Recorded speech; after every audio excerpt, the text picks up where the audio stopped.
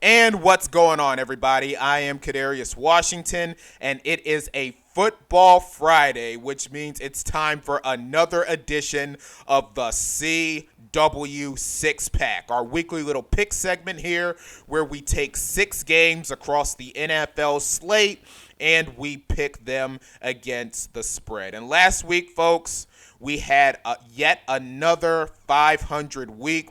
We went 3-3 in our picks. I once again picked against my own team in the Carolina Panthers and picked Green Bay minus 13.5. And once again, the Panthers won when I picked against them. We took Chicago minus 2.5 against the Bengals. We won that one. We took the Rams minus 14.5 against the Saints. That was a layup there. We took the Chiefs minus 2.5 against the Bills. And once again, Josh Allen and the Bills showing that they own the Chiefs in the regular season. Let's see if they can do that again when it matters in January. The Sunday nighter, we took Seattle minus 3.5 against the Commanders. We won that one. And then we took the Cowboys minus 2.5 against the Cardinals. And, of course, the Cowboys got embarrassed. So our season record as far as 2025 is concerned is now 27-29-1. So here we go. A new week. It's time for some new picks. Let's get it going. So game number 1, the Berlin, Germany game. We've got the Atlanta Falcons taking on the Indianapolis Colts. Indianapolis, a 6.5-point favorite here. Both teams coming off losses. Atlanta with the loss last week against the Patriots. And then the Colts were absolutely shut down by the Pittsburgh Steelers. And Daniel Jones looking like the New York Daniel Jones. And I think you can make an argument. Two things could be true at the same time. Number one, the Colts were playing so well that they were due to have an off game. And really the game could also be a testament to how well the Steelers defense played in that game. But anyway, Atlanta, meanwhile, is riding a 3-game losing streak. They've been up and down overall this season, but their playoff hopes are starting to get pretty dim here. Atlanta is going up against arguably the best offense in football right now in the Indianapolis Colts. And of course, the Colts get major help in their secondary as far as their defense is concerned, with Sauce Gardner acquiring him from the Jets in that blockbuster deadline trade, and he's expected to play this week as he has cleared the league's concussion protocol. Now listen, folks, these international games have been some tricky games to pick. The Falcons should come out with some desperation, but with how the Colts played last week and Sauce going to be in the game, I think it's going to give Indy a little more boost, a little more motivation. So I'm going to lay the 6.5, and I'm going to go with the Indianapolis Colts. All right, early afternoon window. We're only going to do one game in the early afternoon window. That's the Jacksonville Jaguars going up against the Houston Texans. Jacksonville coming off of that close overtime win to the Raiders, and the Texans coming off a loss to the Denver Broncos. No C.J. Stroud in the game. He's out with a concussion that he suffered last week against the Broncos. But here's the thing. The Texans are going up against a Jags team who is not as good as their record says they are, and you could very well understand why the spread is as low as it is, with 1.5. Trevor Lawrence averaging just under 7 yards per throw for the first time since his rookie season. But the Jaguars picked up Jacoby Myers in the trade deadline as well. But here's the thing. You can never count out the Texans' defense to make things difficult, but I think Stroud being out makes things too much to overcome for the Texans. I'm going to lay the 1.5, and I'm going to go with the Jacksonville Jaguars. All right, late afternoon window. Let's do the Detroit Lions against the Washington Commanders. Detroit, 8.5-point favorites on the road. The Lions coming off of a loss to the Minnesota Vikings and J.J. McCarthy's return to play, and the Commanders coming off of that blowout loss to the Seahawks. No Jaden Daniels.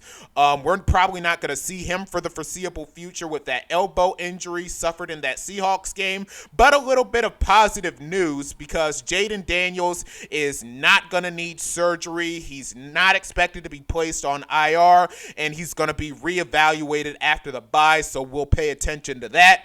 but I already don't trust Marcus Mariota, and that Commanders defense is just horrible. I mean, Seattle, who's a great team anyway, pretty much did whatever they wanted to do against the Commanders, and they're going up against another one of the best teams in football in the Detroit Lions, and I can see this game very well being over before halftime. I am smashing the Lions minus 8.5 in this game.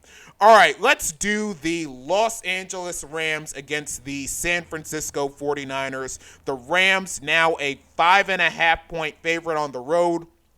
This could very well be the best game of the week. The Rams coming off a win against the Saints. The 49ers coming off a win against the Giants. Matthew Stafford has been absolutely phenomenal this season. In the top leads the league in passing touchdowns at 21. Puka Nacua, who's questionable for this game as of this moment, leads the league in yards per game. Meanwhile, Mac Jones has absolutely kept the Niners afloat. And at this rate, I anticipate him getting plenty of phone calls in the offseason. But here's something ironic here, if you want to call it that. Despite all the injuries that the 49ers have been through, Christian McCaffrey has managed to stay healthy this year, and right now he leads the NFL in yards from scrimmage. The Rams have held their last 3 opponents to 10 or fewer points. The Niners have won their last 3 games against divisional opponents and beat the Rams earlier this season in overtime. I view this as being a very close, competitive, knockdown, drag-out matchup. And earlier when I saw this game, I saw the line was at 4.5. The line has now jumped to 5.5. And if this game was at 3.5 or maybe 4.5, I would have laid the points with the Rams, but I think I'm going to take the 5.5 here, and I'm going to roll with the Niners. All right, Sunday nighter. We have the Pittsburgh Steelers going up against the Los Angeles Chargers. Chargers 2.5-point favorites at home. Steelers coming off of a huge win against the Indianapolis Colts, and the Chargers coming off a win against the lowly Titans. That Chargers O-line has been absolutely destroyed by injuries. Both of their starting tackles gone for the year. Slater's gone, and now Joe Alt gone for the remainder of the year. Those are some pretty big losses there as far as the Chargers are concerned, and they get a Steelers defense who has been one of the worst in the NFL, just coming off of a massive performance and shutting down arguably the best offense in football in the Indianapolis Colts last week. And this game should tell us whether or not that was a fluke or they figured this whole thing out. But here's the thing, folks.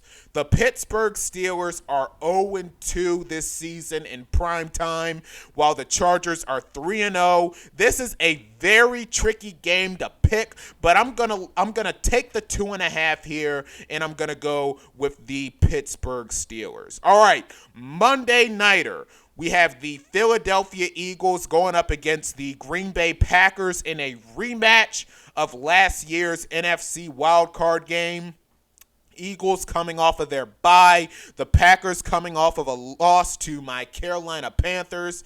And listen, here's a hidden storyline in this game too. So the Green Bay Packers, of course, in the offseason, made the proposal to ban the tush push, and the proposal did not pass because the vote went 22-10, and of course they needed 24 teams to approve in order for the proposal to pass. And the final score in the wild card game last year, 22-10 Eagles. And just for kicks, would anybody be surprised if the Eagles did a tush push on the first possession of the game and did the tush push quite a few times in the game? I think we're going to see it plenty as far as this game is concerned. And of course, the last time Jordan Love went up against this Vic Fangio defense in the wild card game, he got absolutely embarrassed. 3 interceptions. And listen, the Packers have been up and down this season. Jordan Love's been up and down this season.